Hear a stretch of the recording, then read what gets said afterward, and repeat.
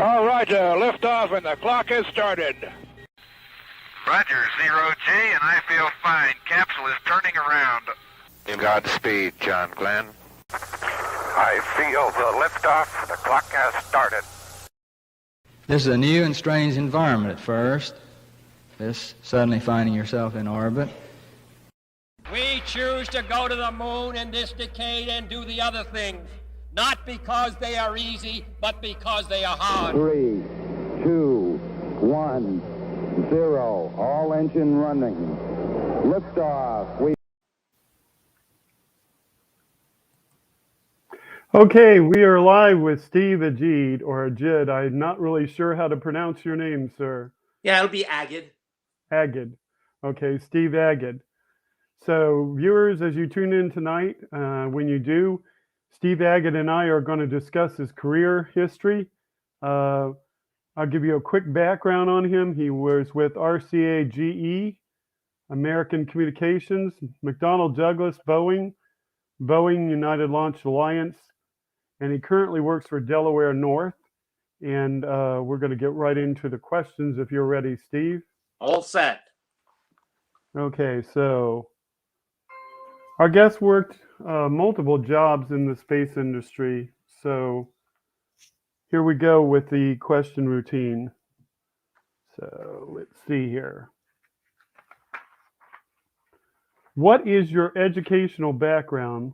This should include all levels of school and university, military training, company training, anything of that sort. Or if you wish, you can discuss those things as we go over your career if those occurred during your career.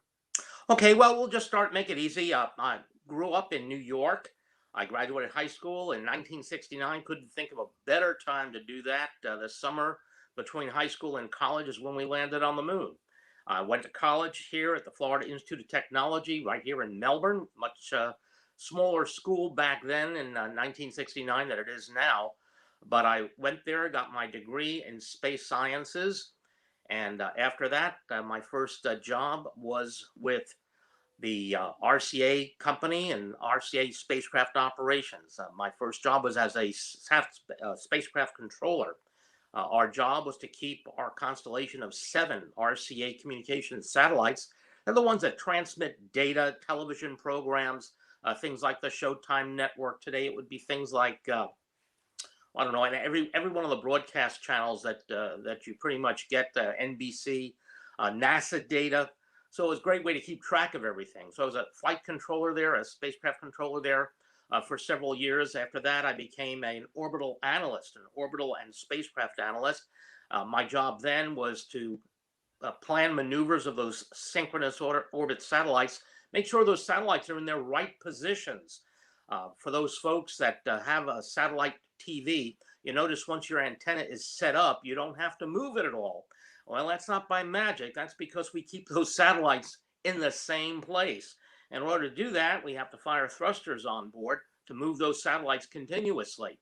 And my job was to determine where the satellite was, where it was going, and how to place it back so none of the customers would be interrupted, and to keep track of the health of each of those spacecraft. And when I left the company in 1988, we had a fleet of 7 of these spacecraft. In 1988, I came down here to work on the Space Shuttle program. Now, this was in the interim right after the loss of the Space Shuttle Challenger. That was in January of 1986. I started to work here July 5th, 88. The night before I started working, July 4th, 88, was the rollout of the Space Shuttle Discovery for the first shuttle rollout following the loss of Challenger. So it was an interesting time to be here. And I got to work on that very first, as we called it then, return to flight mission. And I worked on the shuttle program from 1988 to 2002, working some 60 space shuttle flights in what was called the Payloads office, or what was called the Payload Ground Operations Contract, or PCOP contract.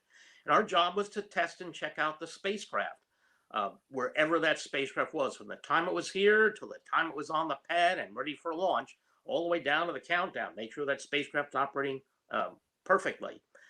And then in 2002, I moved across the river to the Air Force side and began working on the Atlas and Delta rocket programs.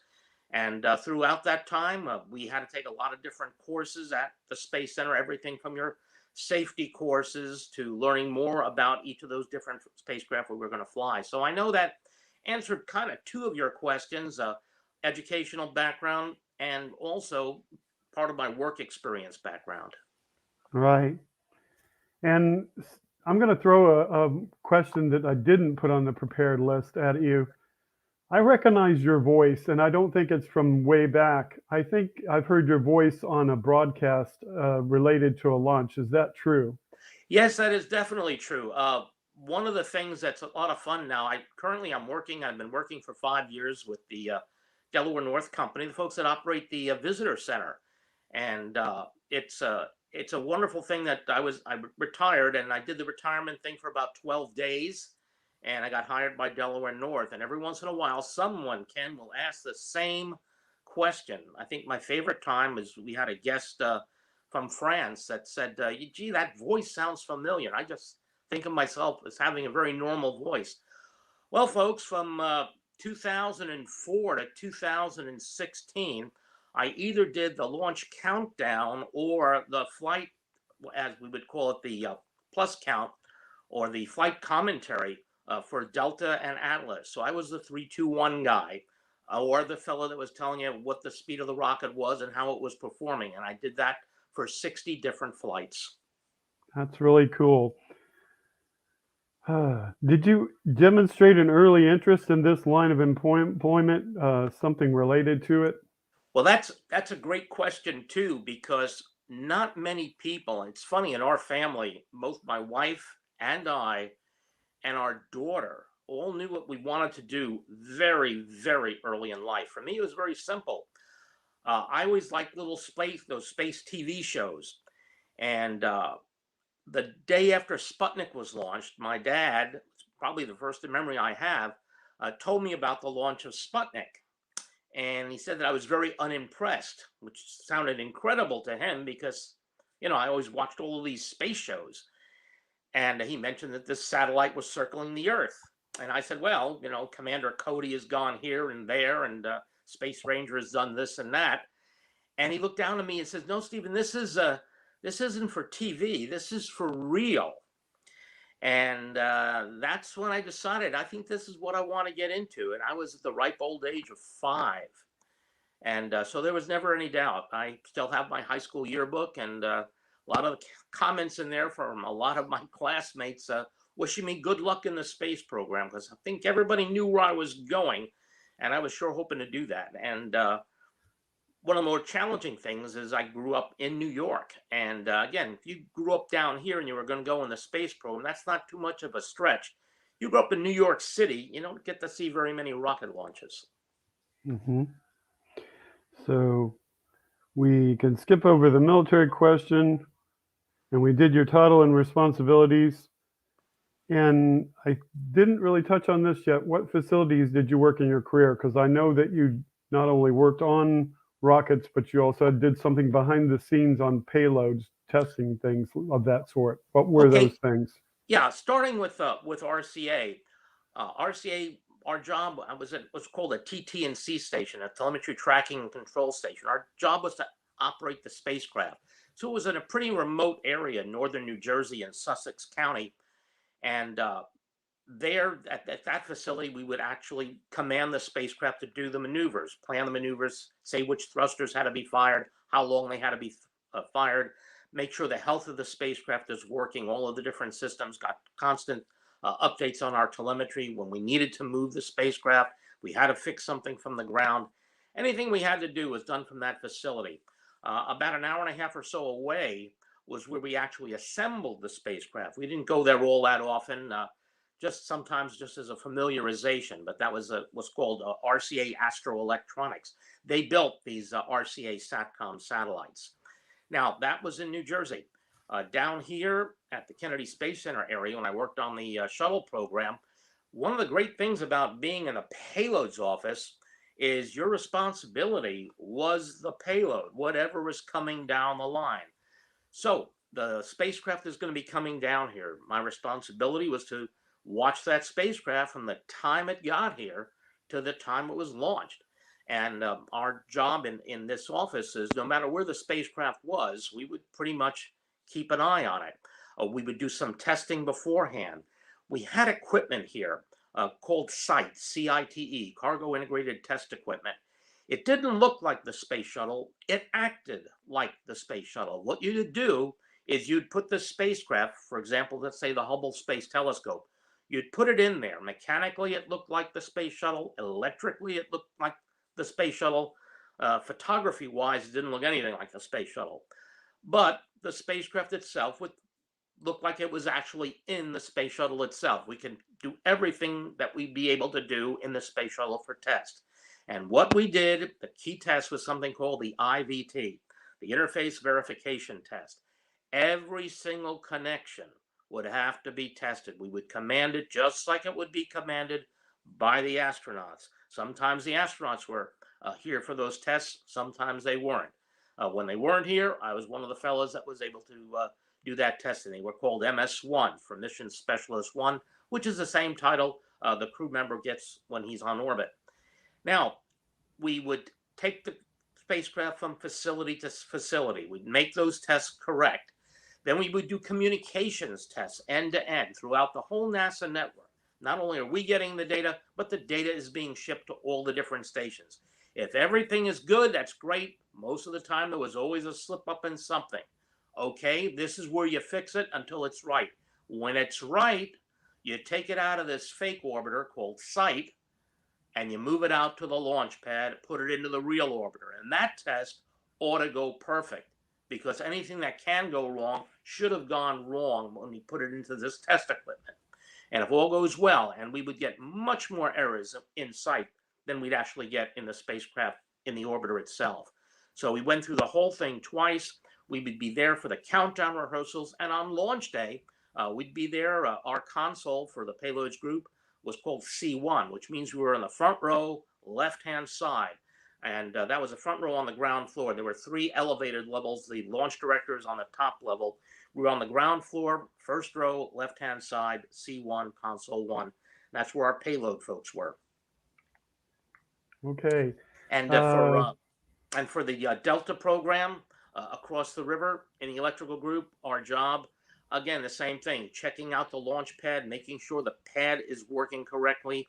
We would, connect all the wiring and such we needed to the spacecraft, do all the walk downs, make sure everything is in perfect order, and do all the tests, install the batteries, everything we needed to do to prepare for launch. And on launch day, folks would be on console. I would be doing the flight commentary and, understanding how the spacecraft is going to work, what the mission events are, and to try to make it understandable so that the people in the audience can keep good track, and that our customers could understand how well their spacecraft is performing. Okay, we have a few viewers out there. Viewers, if you have questions and you're a person who is on Facebook, YouTube, or Twitch, you can send us questions. And if you're on Twitter and you got to us from that site, well, tweet us something and we'll see the tweet over here on our phone and take your questions for Steve. Where are we? Let's see. We're on question number, we're working on how long you were at each facility, which I can see from your resume. You were at 12 years as the spacecraft controller, spacecraft analyst, about 4 years with 14. the payload and ground. Or is it 14? Yeah. 14, yeah. Lost 10 there. 14 with that, and 14 again. with ULA. And then you've been with this current job since 2016. So, yeah, impressive, sir. That's one of the great things that I like about the career is you have a lot of people that have been in one area of our space program for a good part of their career.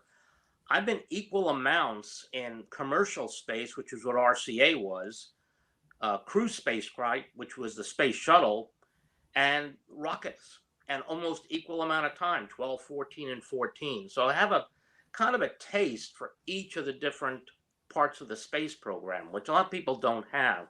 So I think that's quite a little advantage to understand how everybody thinks and how they're Right. all subtly different. You started in 76. Was that really a development for the shuttle, or was that a little bit of rockets? How did that work out? What Okay, were those first few years? Because shuttle didn't go till 81. So, right. The beginning was had to do with what we called these domestic communications satellites. At the very beginning, two companies were in competition: the Western Union Company and the RCA Company. Now, now you might remember, but a lot of the viewers you have, especially the younger ones, probably won't. But I grew up in New York. We had about 6 television channels. That was unheard of. Most people had 2 or 3 television channels. Now, of course, you have hundreds of television channels. So our spacecraft, the satellite, the RCA satellites, could handle about 24 channels apiece, and that was unheard of. How many channels can you possibly have of television? But back in 1975, 1976, our first bird went up in 75. I came on in 76. It was incredible to have so many different channels, and the thought that people pay to watch television. So that those spacecraft were launched on the Delta series of rockets. The Delta rockets launched those spacecraft. The K-band satellites, the higher frequency satellites, they both KU-1 and KU-2, they were launched on shuttle missions 61B and 61C. If you're doing the counting, that was the 23rd and 24th space shuttle mission. Sadly, the 25th, the following one, was the loss of Challenger. So we had the 2 missions before the loss of Challenger. okay. And we've discussed number 9, where you contributed throughout the space program. And we discussed number 10 as well. What percentage of launches or landings did you witness in person? Okay, in person, during my time on Shuttle, I saw every launch with maybe 1 or 2 exceptions throughout my time on Shuttle. One of them I love talking about. It was Shuttle Mission 62. And people say, well, where were you at the time? I said, well, I was right here. Well, didn't you go to the window and look out, or, nope, didn't do a thing. And seems kind of odd. Well, it just so happens at that time, my daughter was in the process of being born.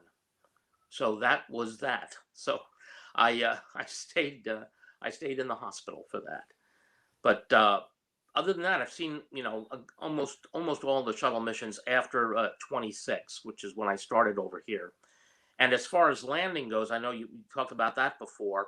I got to see the very first landing of the Space Shuttle Challenger. That was shuttle mission STS-6. And I just so happened to be at the other RCA command station, which was in California, and it was called South Mountain. And I just happened to be there that day, just happened to have that day off. So I drove out to the Air Force Base and watched Challenger come home for the very first time. And that was the only landing I saw out at Vandenberg.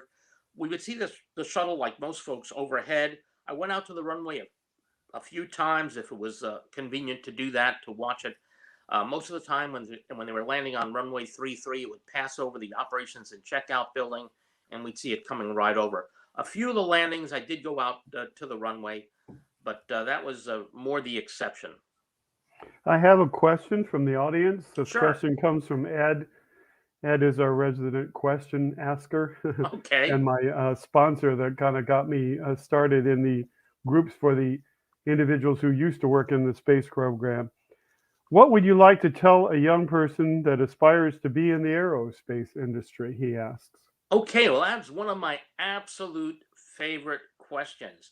Now, what I'm going to tell Ed to do is, if you could act as an intermediary, what I'm going to do is, I did a web broadcast from one of the Australian space programs, where I did the entire broadcast for young people and how to get involved in the space programs, things they should do, everything from how to prepare a resume, how to, what are the things that I consider the most important to secure yourself a job in the space industry.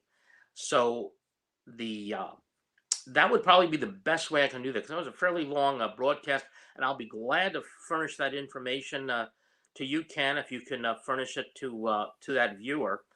And because it is a great question, it's one of the things we get here all the time. In summary, I'll tell you a few of the key points. If you know what you wanted to do, one of the key points, again, unfortunately, students all think that, boy, if I have a 4.0 or a straight A average, the industry is going to want to take me. And the biggest piece of advice I can give, number one, is get an internship. If you can become an intern to one of the aerospace companies, that works out in two ways. Number one, you might have stars in your eyes that this aerospace business is going to be the greatest thing ever. And then you get to work for a few months as an intern, and it's not exactly what you expected. Well, then you don't have to waste your whole career saying, why did I do this? On the other hand, if you do like it, and the company likes you, you are way ahead of everybody else. And no matter how good their resume is, if they've worked with you for a certain amount of time and they like you, and a job opening comes up, they're going to try to go with someone they know. And that's very important. So an internship is super important. Second, when you send in those resumes, there's going to be a lot of folks there that have really good grade point averages. Well, why are you any different than them? What about your resume is going to attract my attention? What did you do that other people didn't do? What makes you stand out? Okay, those are probably the two biggest highlights I can give you. And there's a lot of other things, but again, internships, number one. Two, why are you different? Because every other resume is going to look exactly the same as yours. What did you do different? Were you able to, win an award doing something? Were you able to come up with a new product? Were you able to do something unusual that will attract the attention of the person that might be trying to hire you? And investigate the companies you're going to. The worst thing you could do is go into a company and say, I always want to work here. And they say, well, what part are you interested in? I don't know. What do you do? Well, why did you say you wanted to work here and you don't even know what we do?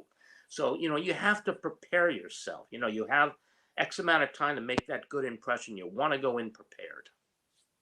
Yeah, that was kind of where I was as a young man out of high school looking for a career before going to college.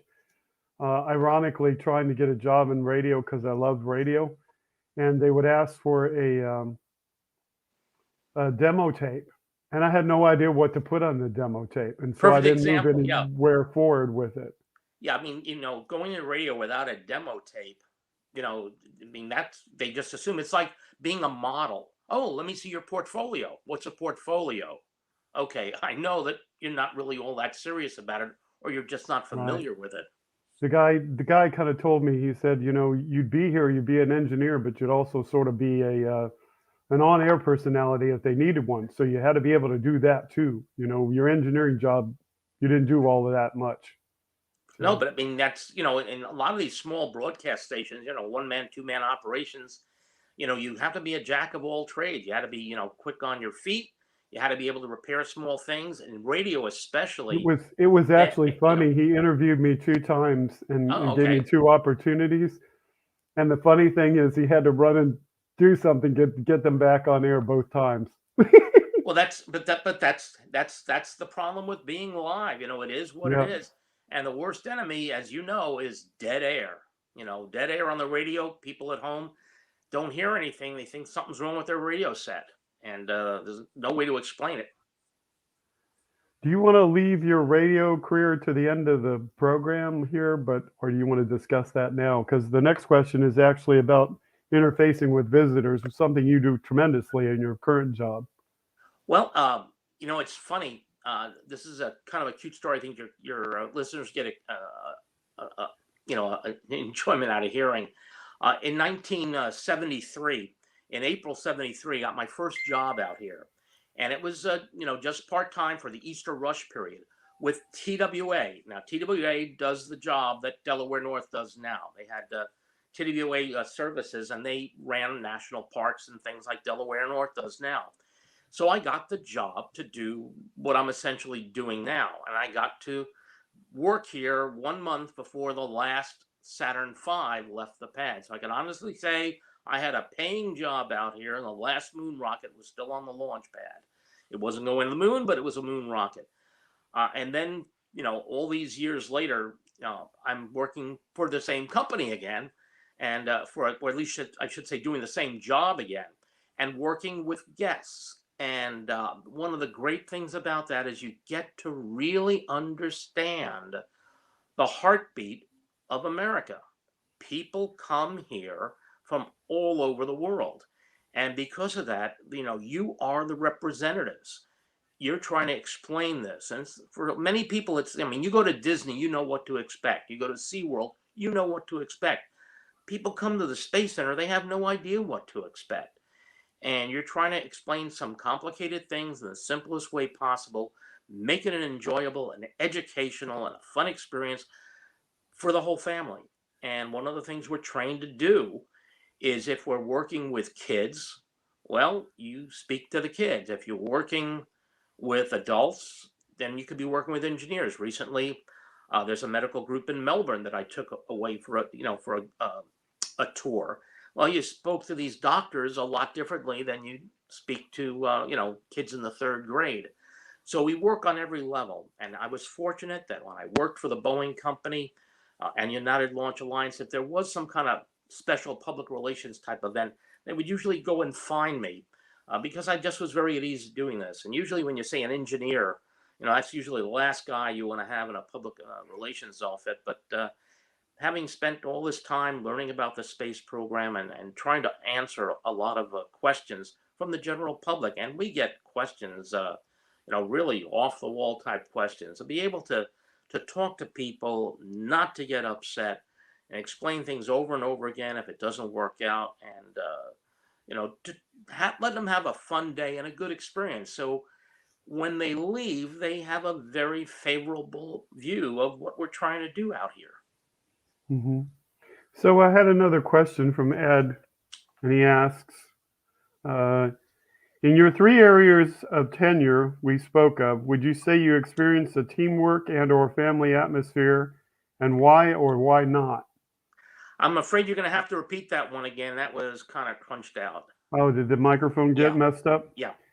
In your areas of tenure of which we discussed, would you say you experienced a teamwork or family atmosphere? And if so, yes, why or why not did you experience the teamwork atmosphere or family atmosphere? Okay, to me, and tell Ed again, that is critical. We, just a few weeks ago, the Saturday before Thanksgiving, there was a reunion, which we had in Merritt Island with all the retired workers. And it's very similar to what I assume we would say, you talk about your old war stories.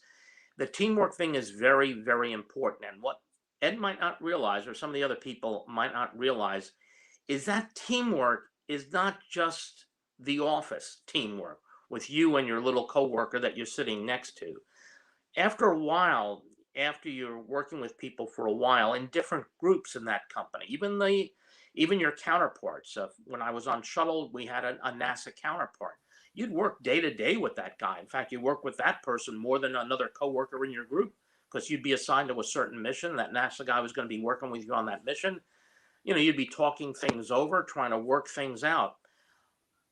Shuttle Mission 74, that was when we took up something called the Russian Mir docking module. And we had a whole series of Russian engineers coming here. Well, I could tell you, when I was growing up, my chances of meeting a Russian were about the same as my chances of meeting a Martian. And here I am going to be working with these folks. And there was, at the very beginning, this was just a very odd situation. But then you get to operate as a team that's very, very effective. And again, one bad apple would spoil the team. One of the things when I first started working, when, again, we were kind of short of people, and you almost get to the point of telling the boss, just hire somebody because the workload's terrible. And just very clearly told me that you really never, ever, ever want to do that, because the idea is that if you have a person in the office, one problem child, you're going to spend an awful lot of the time trying to work with that person, and it's going to bring down the whole office. It's better to trust the other people you're working with, even though you're overworked. Everybody knows they'll cover for each other. You know, if you're not here or you're not doing well, I'll take over this operation for a while. The idea is that we'll all work together, and just wait a little bit till we get somebody that's a good match for the office. And that was very important. Yeah, one of the best management decisions I think I've ever heard is the idea you want to get a good team working together. I gave presentations on what's called team dynamics, how do good teams work together, because that's very, very important. And it's not necessarily what you're thinking of. Most people think, well, as long as everybody's happy. Well, they all have to be happy, but they all have to be able to contribute and feel that their contributions are being listened to, that they shouldn't be afraid to speak. And again, what they might give 10 not so great ideas and one good idea. Hey, that one good idea might be enough to compensate for 5 or 6 bad ideas, because everybody will build on each other's ideas. You know, you get a lot further in life if you don't care who gets that credit. So, next question is, what were your astronaut-related experiences? When did you meet up with them and have things go? What our assignments when I became what's called an MS1, Mission Specialist 1, if they were here that day, well, we would just sit there, and if they had to take a break or something, we'd substitute in. If they weren't here, we would do their jobs, whatever we needed to do on the space shuttle. We'd be in the cockpit area, and for me, it would be the F flight deck. So that would be facing the rear windows where we had the payload panels. That was on the left side. The other ones that I got to spend more time with were the astronauts that were called Cape Crusaders. And what a Cape Crusader is, that's kind of a cute name, is one of the things that the Johnson Space Center did, which we thought was a very, very good idea, is they had assigned certain astronauts to come to the Space Center for X amount of months that were not flying on that mission. So they're pretty much going to be working with you. They're going to be doing a lot of the boring stuff. They'd be doing, going to meetings with you. They'd be seeing how we're doing the tests. Because sometimes if you have remote sites, and let's face it, in the space program, we've got a lot of remote sites. You got the Cape, that's where we do the launches. You got mission control, and that's Houston. You have the satellite manufacturer. It might be something that's manufactured in California or someplace else. Goddard Space Flight Center in Maryland. Every site is going to be a little bit suspicious of the other side. What are those guys doing down there? Why is it taking so long? To have one of their astronauts here saying, hey, look, I've been to the meeting. These are the issues. This is what they're trying to work through. That was invaluable. In fact, sadly, Dave Brown, who was unfortunately on STS-107, the final flight of Columbia, he was a Cape Crusader that I worked with probably for the longest amount of time. And, to just see them coming into these things these meetings that weren't high glamour, that just to understand what's going on, seeing what we're doing in our point of view, getting ready, getting the spacecraft and such ready for the astronauts that are going to be flying the mission. And again, very, very good teamwork. They were just great to work with. And again, they were great to bounce ideas off of. And they would communicate with Houston, explain what we're going through. So that was a very useful thing to have these astronauts to be here and to see what life's like on the other side.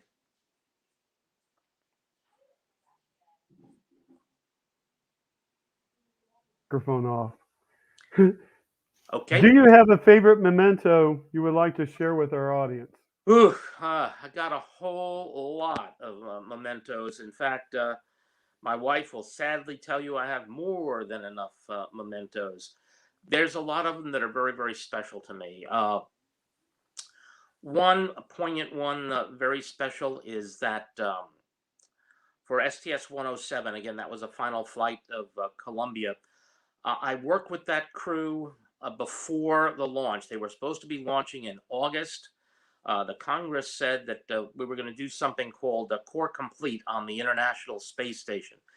So they wanted to get more of the space station up quickly. So this flight of 107, the Columbia flight, was supposed to go in August. I was going to be leaving to go to the other side to work on Delta at the end of August. And that got moved to the following January. So here I was, I got to work with the crew, got to work with the lab on board, but I wasn't going to be able to be here for the launch because I was going to be moving over the river. But in the team photo that we took, the commander of the mission, that was astronaut husband, gave me an STS 107 patch. And that was very common to get patches, but the fact that he was the one that gave it to me before, again, it's a very special patch. I was able to get on the Hubble mission. I worked the STS-61 mission. The world knows that as the mission where we fixed the Hubble mirror. I was able to get a little segment of some of the solar arrays that were taken off Hubble. So that's kind of a great memento as well. But a lot of times we got awards, and a lot of the folks got awards, the team awards. The astronauts would take a lot of things like flags and things like that into space, and you were awarded things like that. So getting those for a lot of different missions, signifying your contribution for that mission, again, those are just wonderful items. And that's just, knowing you're quite the part of that history, and thanking you for the work that you've done. Got a question again from Ed. He says, in his 29 years of working at the Cape and Kennedy Space Center, many of us were disappointed that the benefits that citizens enjoyed, besides Tang, the drink, were never publicized to help people understand why they should continue the space program. Can you touch on some, such as RTV silicone caulk and others? Okay, I missed a part of that question, but it sounded, if I can get the gist of it, one of the disappointments is you don't think the general public understands exactly what it is that we're getting out of the space program. Would that be a kind of a way to explain that? Well, there's lots of different things that I use to explain that. And I mean, if you just take out your cell phone, how many people have used GPS, okay? You don't realize it. Or you go home and as you know, as Ed knows, and as you know, Ken, that, you go home and it's beginning of July, and the National Hurricane Center says the following thing. Well, it's our satellites that are telling that National Hurricane Center what's going on, forecasting these things, communications. I'll give you just an example. Before our daughter went to college, she was going up to Gainesville just to check out University of Florida. And she got a message from a friend. And the friend was saying that she was safe. I said, well, why shouldn't your friend be safe? I don't understand.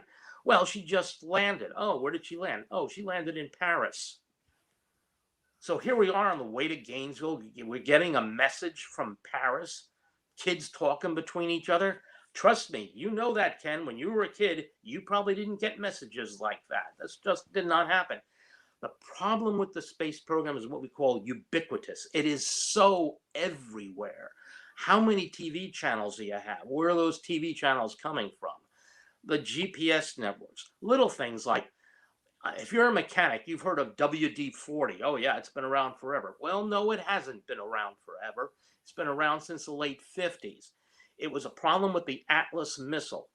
And one of the things they had to do is they had to figure out how to dry things out. And they did what they call water displacement tests.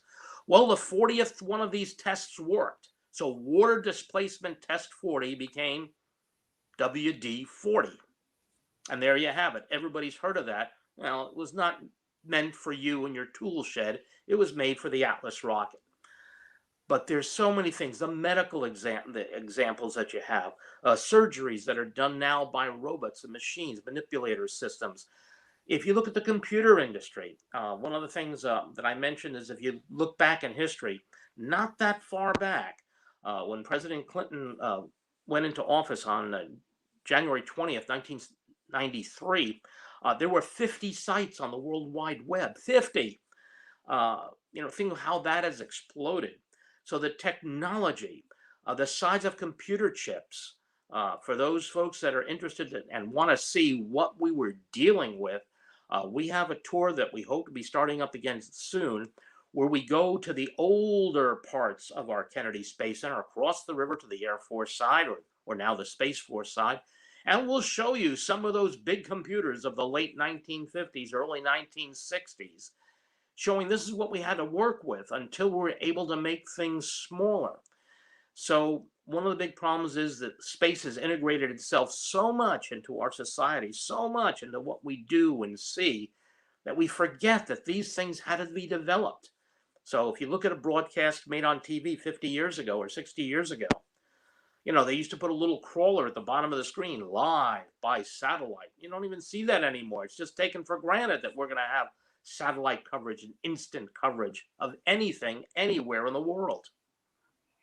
Yeah, I recall watching one of the launches, and I'm not going to be able to tell you which program it was, but they actually showed the gentleman doing it the old-fashioned way, where he had to go and read the instruments, and he's literally walking from console to console to console, standing up, reading the instruments as he talks to you about the status of the mission, because that's the way it used to be. It used to just be racks, and he would go rack by rack and read off the instruments.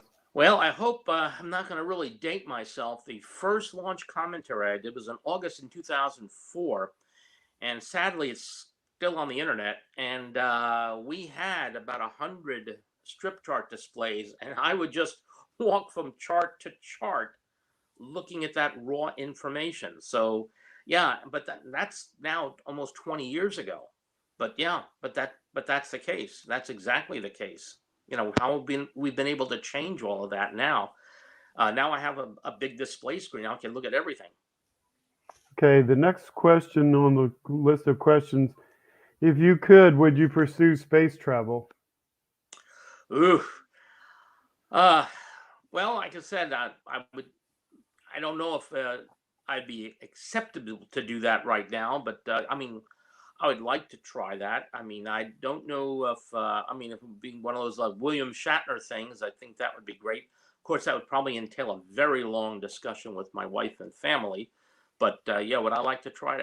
I think that would be great to see what that was. To see what it's actually like. But having done the things I've done, having worked with the crews, getting to see what they've been able to see, looking at the photographs they've taken, the movies that they've taken. In many ways, we've all been there.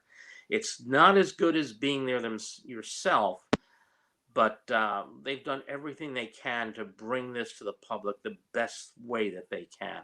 And part of our challenge at the visitor center is so that you can see things, as good as you can. Everything from our shuttle launch experience to get the feeling of what it was like to fly in space, to our big movies. The idea is you could look at these movies and get a bird's eye view of, on a very, very huge screen, of what it was really like to be, in space. So even though you might not be able to go yourself in the future, that could very easily change. If you look at the status of air travel in 1903 when the Wright brothers flew, even in the 20s, it was comparatively rare. It didn't really start exploding until the 1950s and 60s when the jets came out. So, the amount of change that we've had, over the last, 50 years in air travel, and who's to say in space travel won't follow the same route? You have a lot of different companies competing right now. Next question is, if life had a redo, would you make different choices? I'm sorry, that one unfortunately was all broken up. Yeah, I shouldn't move my head. Okay. If life had a redo, would you make different choices? Okay. I thought about that. I saw the question before, and the best way I can answer that is there was a book that was written by the man that did the Doolittle raid, and it was Jimmy Doolittle. And he wrote a book, and the title of the book was "I Could Never Be So Lucky Again." And I would have to say the same thing. And Ken, there's things I wish didn't happen in my life that did, but I cannot be more happy with the way things turned out. And one of those things where it's like a worst day ever, and you find out it led to something that led to the best day ever. And I would not change. Certainly, I would not change careers. Being able to be exposed to all three different areas of our program, a commercial program when commercial was thought to be crazy. How could you make money in space? I mean, there used to be the great joke, which was, you know how to make a small fortune in the space business? Well, the way to make a small fortune in the space business is to start off with a large fortune in the space business, to which everyone would laugh. But the money can be made once you start seeing it. You know, Arthur Clarke, way back, the science fiction writer most famous for 2001, said that, you know, things like this, new technologies go in three phases. The first phase is, hey, it's impossible, can't be done. The second phase is, well, it's possible, but it'll never be practical for the average person. And the third phase is, hey, don't look at me. I told you it was a good idea all along. Right now, space is in the middle of phase two. It just doesn't look like it's going to be practical for the average guy, but just give it a little bit of time. Mm-hmm. So we did touch on the tragedy that occurred during the time of your work. Did any of that change your work after the tragedy, the investigation, and all that sort? Well, for example, the Challenger tragedy, I was working with RCA at the time, and I was in the middle of doing an orbit determination, and one of our communications technicians watching the feed coming from NASA, he just ran in and said, you know, the shuttle exploded. And we just astounded, went out and we just saw replay after replay after replay. Well, we had our satellites on the previous two missions. That was mission 51L. Our satellites were on 61B and 61C. In fact, one of our RCA engineers, Bob Sanker, flew on a 61C, which is the same flight that the current head of NASA, Bill Nelson, was on. So they were both on that very same flight. Now, it did not affect me at all that day because I was not working with the shuttle program. I was working on the satellite program. But I would be moving down to Florida about 2 years later. And after that, of course, I got a job down here. So the ramifications of Challenger, getting ready for that first launch following the loss of Challenger. I remember in the operations and checkout building, they went out and they passed out these little green ribbons they wanted everybody to wear for a go for launch. And I remember going to the vertical processing facility, and it was just before noon when Discovery launched with the crew of STS-26, and we were back in business again. As for the Columbia accident, STS-107, I had started with the Delta IV rocket program, and that was the end of August of 2002, and the accident occurred on reentry on February 1st, 2003. It was a Saturday morning. We were testing something called the Discus 3 satellite mission, and that was going to be handled on Delta IV rocket. I was in launch control, and I was commenting to another one of the fellows that came over about the same time. We had both worked shuttle together. And I said, wow, this facility is really built. We looked at our watches. We didn't even get to hear the sonic boom. This building is so sturdy that we didn't even hear the sonic boom. And a few minutes later, our test director came in and said, they can't find the shuttle. And I remember thinking, what do you mean you can't find the shuttle? You have to have every radar in the southeast looking for the shuttle. How could you not be able to find it? So that was, again, I remember that Saturday morning going home. And of course, that was an incredible tragedy, having, just seen the crew members, a short time before. But, you learn from each of these things. And one of the things that I've done is I've done presentations on that mission day per day to see how teams work together. Everything from, the flight of Apollo 1, the Apollo 1 fire. What are the shortcomings? What are the things that people miss?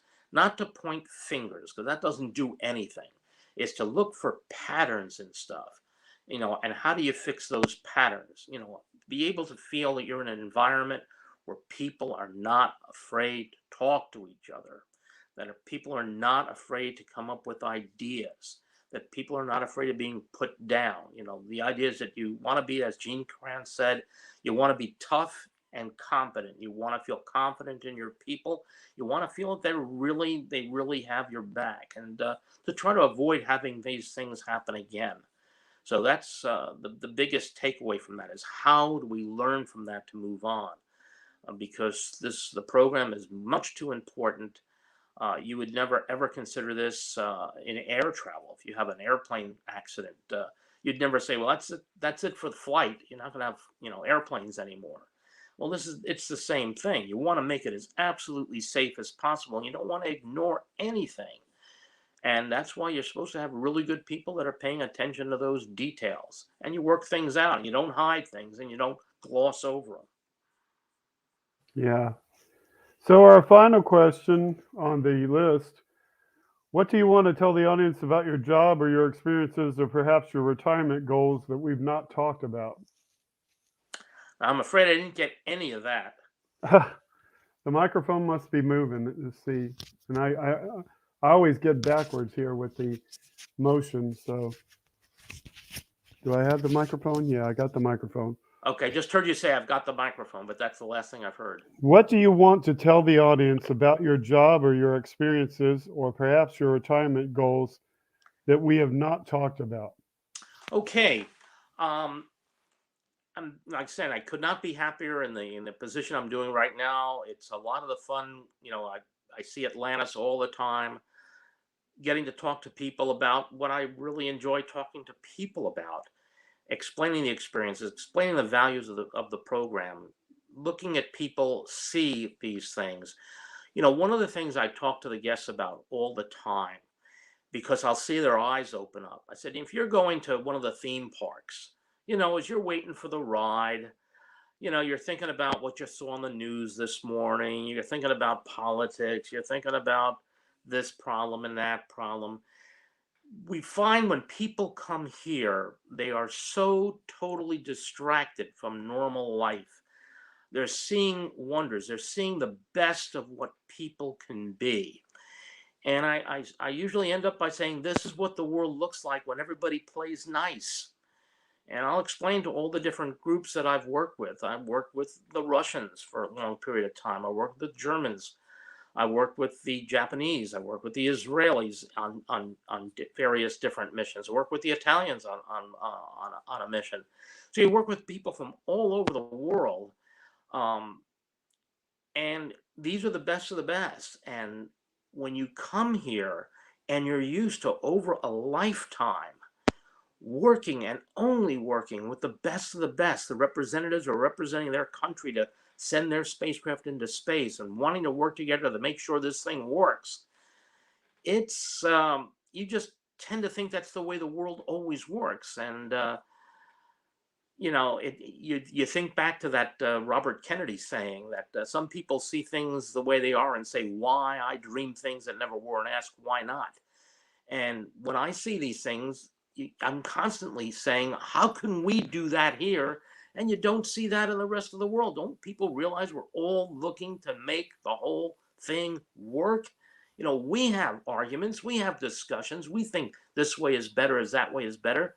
But sooner or later, some side convinces the other that this is the way we really should do it. And once that decision is made, well, then you move ahead. Because, if a mission goes wrong, it's not going to be because this guy didn't do this thing right or that guy didn't do.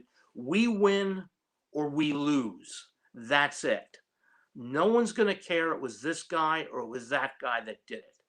The team wins or the team loses. Period. Well, I unfortunately did not hear your answer, but I go back and watch all of these when the show is over, because doing the show is a one-man show as far as the technical aspect of it. I never get to hear the entire answers of our wonderful guests. So I go back and watch the show later and see what all I missed with the answers. But the beauty of doing the show the way we do it is the show continued on and you never knew anything was going on. So that's not so a wonderful. thing. And I want to thank Ed for good questions as well. So I'm glad that we have a good audience for Ed for being Ed very is attentive. I someone hope he who I enjoyed have. the show. Sorry to speak over you, sir. Ed is someone who I've not convinced to be a guest on the show yet. He is someone who actually worked at Kennedy Space Center, and I worked out on the pad area. He, in fact, worked with our second guest, Erlene Smiley. And so I'm trying to convince him to come on. So, well, I tell you what, Ed, you really need to try to do this. You need to get the name out there. There's a lot of people out there. You know, you get used to meeting the astronauts. I know at the visitor center, you know, astronauts would come up to, you know, before COVID, and it was always a thrill. But people are always excited to meet. Wow, you really worked on it. You actually worked on this. And we have a lot of docents out there that worked on, let's say, the Saturn programs at our Saturn V Center or on the orbiters. And people love talking to people like this because, again, these are people that are sadly nameless people. And, you know, the idea that you can talk for 15 minutes on somebody that, you know, did this task or that task. What was this actually like? What did you think about this? And it's a great opportunity, Ed. So, you know, Ken is a very nice fella. Don't be afraid of him. And, you know, I'm sure you'll have an opportunity to come on in the future, and it'll be good for you to, you know, give some of that knowledge you have out to the others and talk and look back on what I hope was a very, very satisfying career. So you said you did the WMMB thing, 1973. How long did you actually do that? It was 1971 and 2. Back then, Florida Tech, which now has WFIT as a broadcast station, we did not have that. WMMB once a week had they did it for a lot of the schools and whatnot, and one of them was Florida Tech, and we had a 1-hour program, which was our school report on certain things, and one of the things I did was I got to interview space personalities, and that was kind of a fun thing for me because you know, you had an opportunity to talk to the folks that actually worked on the Apollo program. And that was a wonderful opportunity. Got a little bit of experience working on the radio. And again, all I did was the 1-hour interview show. They had engineers take care of everything. I just had to put a mic on and know where the cough switch was and interview the guests and make them feel at home. Okay. Final thoughts? No, I just wanted to tell everyone how much I enjoyed the experience. If you haven't been out to the Space Center recently, a lot of new exhibits. We have a new museum that's going to be opening up next year. We have the Perseverance lander, a model of that, the one that's currently on Mars with the Ingenuity helicopter. A lot of new things out there to check out, and it is a great day experience to be. Oh, our Delta II rocket is fairly new. So if you haven't been there in a while, the Delta II rocket's probably most famous for putting up GPS satellites. That's on display right now. So there's a lot of great things out there to see. Final thoughts. Again, there are so many new books that are coming out on the space program, astronaut biographies for the young people, especially. One of the great ways to get hooked on reading is to pick out something like that. Somebody that's, you know, you tend to think of all these people like astronauts that they were born astronauts. And the idea is, no, they were once young like you. They, you know, had problems with math or they had problems with something else. And they had to go through life. And there were a lot of bumps and such before they got to where they wanted to be. And for young people, reading biographies is a great thing to do. So you can see how people surmount challenges. Mm-hmm. Well, we want to thank our viewers for watching the show and those listening as well. And we will be back in 2 more days if you're watching this live or pseudo live with another show. So keep tuning in, folks. And here we go with the show close. Thank you so much, Steve. Oh, you're quite welcome, Ken. All right, liftoff and the clock has started. Roger, 0G, and I feel fine. Capsule is turning around. Godspeed, John Glenn. I feel the liftoff. The clock has started. This is a new and strange environment at first, this suddenly finding yourself in orbit. We choose to go to the moon in this decade and do the other things, not because they are easy, but because they are hard. 3, 2, 1, 0. All engine running. Liftoff. We have a liftoff. 32 minutes past the hour. Liftoff on Apollo 11. Welcome home, Columbia. Beautiful, beautiful. So how's to take it up for hangar, Joe? We're going to dust it off first. So you ever been to Disneyland? Affirmative. That was definitely an e-ticket. Roger that, Sally. 3, 2, 1, 0. And liftoff. Liftoff. Americans return to space as Discovery clears the tower.